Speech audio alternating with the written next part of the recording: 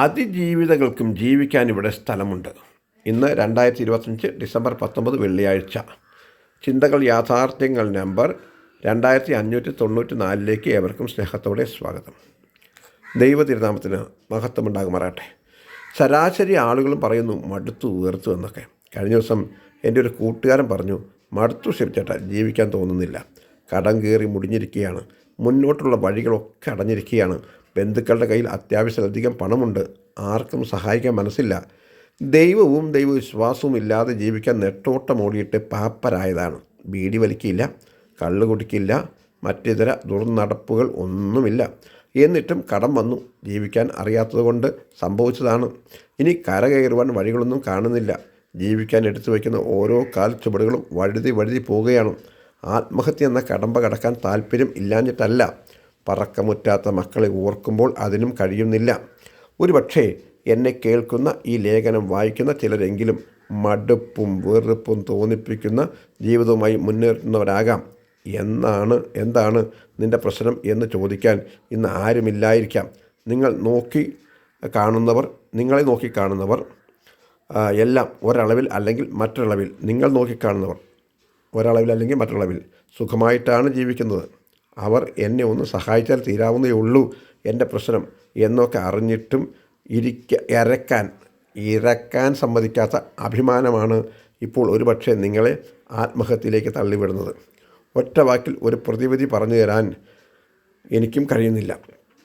ഒരിക്കലൊരു ദേശത്ത് ഒരു ക്രിസ്തു ഭക്തനുണ്ടായിരുന്നു. ശുദ്ധനായ മനുഷ്യൻ ആയിരുന്നു. പക്ഷേ അദ്ദേഹം ദരിദ്രനായിരുന്നു, പട്ടിണി പാവമായിരുന്നു. മക്കൾ വിശന്ന് കരയുന്ന സമയത്ത് ആ സാധുവും ആരുടെയെങ്കിലും സഹായം ആഗ്രഹിച്ചു പോയി. മറ്റുള്ള ക്രിസ്തു വിശ്വാസികൾക്ക് വേണമെങ്കിൽ ഒരു ബൈബിൾ ക്ലാസ്സിനുള്ള വിഷയം ഇവിടെയുണ്ട്. സങ്കീർത്തനങ്ങൾ 118:8. മനുഷ്യനിൽ ആശ്രയിക്കുന്നതിനേക്കാൾ യഹോവയിൽ ആശ്രയിക്കുന്നത് നല്ലത്.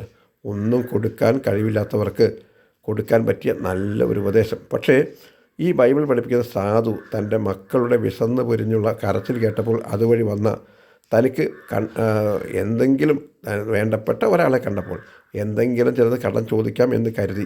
പക്ഷേ അയാൾ അതുവഴി ആ സാധുവിൻ്റെ കൺമുമ്പിലൂടെ കടന്നുപോയി. കണ്ടും കാണാതെയും പോകാൻ കഴിവുള്ളവർ ഇന്നും നമ്മുടെ മുൻപിലുണ്ട്. ഇതും എല്ലാ മതത്തിലുമുണ്ട്. സാധുവായ ആ കൊച്ചുകുഞ്ഞ്, വിശന്ന് വലയുന്ന ഒരു കൊച്ചുകുഞ്ഞ് പോയിട്ട് തന്നെ അടുത്തറിയാവുന്ന ഒരു ധനികനോട് നിൻ്റെ സകല പ്രശ്നങ്ങൾക്കും പരിഹാരം ക്രിസ്തുവാണെന്ന് പറഞ്ഞാൽ അവർ ഈ സാധുവിനെ പരിഹസിക്കില്ലേ? എടോ സാധു, എനിക്ക് പ്രശ്നമൊന്നുമില്ല, നിനക്കല്ലേ പട്ടിണിയും ദാരിദ്ര്യവും ഉള്ളത്, എന്താ നിൻ്റെ പ്രശ്നം?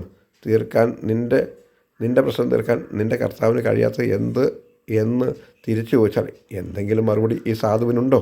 അപ്പോൾ പിന്നെ എന്താണ് ഈ സുവിശേഷം? അതാണ് ഈ ലേഖനത്തിൻ്റെ തലക്കെട്ടായി ഞാൻ കൊടുത്തത്. അതിജീവിതകൾക്കും ജീവിക്കാൻ ഇവിടെ സ്ഥലമുണ്ട്. അതിജീവിത എന്ന് കേൾക്കുമ്പോൾ നിങ്ങൾ നേരെ ഏതെങ്കിലും പ്രശ്നത്തിൽ അകപ്പെട്ട പെൺകുട്ടികൾ ആണെന്ന് കരുതരുത്. ജീവിക്കാൻ കൊതിക്കുന്ന പ്രശ്നങ്ങൾ ധാരാളം ഉണ്ടായിട്ടും പ്രതികൂലങ്ങൾ വളരെ ഉണ്ടായിട്ടും ഇതുവരെ ആത്മഹത്യ ചെയ്യാൻ തോന്നാതെ ജീവിക്കാൻ ഒളിച്ചു പോകുന്ന രാഹുൽ മാങ്കൂട്ടവും നടൻ ദിലീപും എല്ലാം അതിജീവിതം ആഗ്രഹിക്കുന്നവരാണ്. സുഹൃത്തെ, നിങ്ങൾ ജീവിക്കാൻ കൊതിക്കുന്ന അഥവാ അതിജീവിതം ആഗ്രഹിക്കുന്ന ഒരാളാണോ? നിങ്ങളെ സഹായിക്കാൻ കഴിയുന്ന ഒരു ദൈവമുണ്ട്. ഞാൻ വെറുതെ പറയുന്നതല്ല, തികഞ്ഞ അനുഭവത്തിൽ നിന്നും പറയുന്നതാണ്. ഞാൻ ഈ ലേഖനം എൻ്റെ അയൽവാസിയായ ജീവിക്കാൻ കൊതിക്കുന്നവനും കൂടെ എഴുതുന്നതാണ്. ഞങ്ങൾ വിശ്വസിക്കുന്ന ദൈവം മനുഷ്യനെ സ്നേഹിക്കുന്ന ദൈവമാണ്. ഇന്ന് ആളുകൾക്ക് വേണ്ടത് പെട്ടെന്ന് പണം തരുന്ന ദൈവത്തെയാണ്. അങ്ങനെ ഒരു ദൈവത്തെ എനിക്കറിയില്ല. കഴിഞ്ഞ 50 കൊല്ലമായിട്ടും എൻ്റെ അയൽവാസിയായ അവൻ്റെ കഷ്ടത്തിൽ സഹായിക്കാൻ മനസ്സുണ്ടായിട്ടും അതിന് തക്ക പണം ഒന്നും എനിക്കില്ല. ഞാൻ നേരത്തെ പറഞ്ഞ ആ സാധുവും മരിക്കും വരെ പൈസയൊന്നും മിച്ചം ഇല്ലാത്തവനായിട്ടാണ് മരിച്ചത്. പക്ഷേ ഞാൻ വിശ്വസിക്കുന്ന ദൈവം ഞങ്ങളോട് നേരിട്ട് പറഞ്ഞത് മത്തായി എഴുതിയ സുവിശേഷം 6 ഉണ്ട്. മത്തായി സുവിശേഷത്തിൻ്റെ വാക്യം 6:25 മുതൽ 34 വരെ നമുക്കൊന്ന് വായിക്കാം. അതുകൊണ്ട് ഞാൻ നിങ്ങളോട് പറയുന്നത്, എന്ത് തിന്നും എന്ത് കുടിക്കും എന്ന് നിങ്ങളുടെ ജീവനായിക്കൊണ്ടും എന്തുടുക്കും എന്ന് ശരീരത്തിനായിക്കൊണ്ടും വിചാരപ്പെടരുത്. ആഹാരത്തേക്കാൾ ജീവനും ഉടുപ്പിനേക്കാൾ ശരീരവും വലുതല്ലയോ? ആകാശത്തിലെ പറവകളെ നോക്കുവീൻ, അവ വിതയ്ക്കുന്നില്ല, കൊയ്യുന്നില്ല, കളപ്പുരയിൽ കൂട്ടിവെക്കുന്നതുമില്ല. എങ്കിലും സ്വർഗസ്ഥനായ നിങ്ങളുടെ പിതാവ് അവയെ പുലർത്തുന്നു. അവയേക്കാൾ നിങ്ങൾ ഏറ്റവും വിശേഷതയുള്ളവരല്ലയോ? വിചാരപ്പെടുന്നതിനാൽ തൻ്റെ നീളത്തോട് ഒരു മുഴം കൂട്ടുവാൻ നിങ്ങളിൽ ആർക്ക് കഴിയും? ഉടുപ്പിനെക്കുറിച്ച് വിചാരപ്പെടുന്നതിനും എന്ത്? വയലിലെ താമര എങ്ങനെ വളരുന്നു എന്ന് നിരൂപിപ്പിൻ. അവ അധ്വാനിക്കുന്നില്ല, നൂൽക്കുന്നുമില്ല. എന്നാൽ ശലോമോൻ പോലും തൻ്റെ സർവ്വമഹത്വത്തിലും ഇവയിൽ ഒന്നിനോളം ചമഞ്ഞിരുന്നില്ല എന്ന് ഞാൻ നിങ്ങളോട് പറയുന്നു. ഇന്നുള്ളതും നാളെ അടുപ്പിൽ ഇടുന്നതുമായ വയലിലെ പുല്ലിന് ദൈവം ഇങ്ങനെ ചമയിക്കുന്നു എങ്കിൽ അല്പവിശ്വാസികളെ നിങ്ങൾ എത്രയധികം. ആകയാൽ നാം എന്ത് തിന്നും, എന്ത് കുടിക്കും, എന്തുടുക്കും എന്നിങ്ങനെ നിങ്ങൾ വിചാരപ്പെടരുത്. ഈ വക ഒക്കെയും ജാതികൾ അന്വേഷിക്കുന്നു. സ്വർഗസ്ഥനായ നിങ്ങളുടെ പിതാവ് ഇതൊക്കെയും നിങ്ങൾക്ക് ആവശ്യം എന്നറിയുന്നുവല്ലോ. മുമ്പേ അവൻ്റെ രാജ്യവും നീതിയും അന്വേഷിപ്പിൻ, അതോടുകൂടി ഇതൊക്കെയും നിങ്ങൾക്ക് കിട്ടും. അതുകൊണ്ട് നാളേക്കായി വിചാരപ്പെടരുത്, നാളത്തെ ദിവസം തനിക്കായി വിചാരപ്പെടുമല്ലോ. അതത് ദിവസത്തിന് അന്നത്തെ ദോഷം മതി എന്ന ഈ അവസ്ഥ നിനക്ക് മതി എങ്കിൽ ഞാനും എന്നെ പോലുള്ളവരും വിശ്വസിക്കുന്ന കർത്താവായ യേശു ക്രിസ്തുവിനെ തന്നെ വിശ്വസിക്കണം. മറ്റൊരുത്തനിലും രക്ഷയില്ല.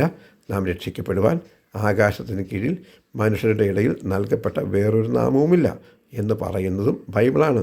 ബൈബിളിലെ അപ്പോസ്തല പ്രവൃത്തികൾ 4:12. ഇങ്ങനെ വിശ്വസിച്ച ഞാൻ നേരത്തെ പറഞ്ഞ ആ സാധു ഒടുവിൽ ഒരു പാട്ടെഴുതി.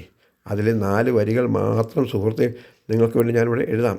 ആരും സഹായമില്ല, എല്ലാവരും പാരിൽ, കണ്ടും കാണാതെയും പോകുന്നവർ. എന്നാൽ എനിക്കൊരു സഹായകൻ വാനിൽ ഉണ്ടെന്നറിഞ്ഞതിൽ ഉല്ലാസമേ എന്നാണ്. സുഹൃത്തെ, ഈ സാധു എന്നെപ്പോലെയും നിന്നെപ്പോലെയും ഒരാളായിരുന്നു. കല്യാണ വീട്ടിൽ ചെന്നാൽ പോലും ഇലയിൽ ചോറ് വിളമ്പുമ്പോൾ പുള്ളിക്കാരനോട് ധനികർ വേറുകൂറ് കാണിക്കുമായിരുന്നു. എന്നിട്ടും അയാൾ ആത്മഹത്യ ചെയ്തില്ല. കാരണം ഞങ്ങൾ വിശ്വസിക്കുന്ന ദൈവം ക്രിസ്തു മതക്കാരൻ്റെ ദൈവമല്ല എന്ന് നിങ്ങളുടെ കൂട്ടുസഹോദരൻ ഷിബു കൊടുങ്ങല്ലൂർ.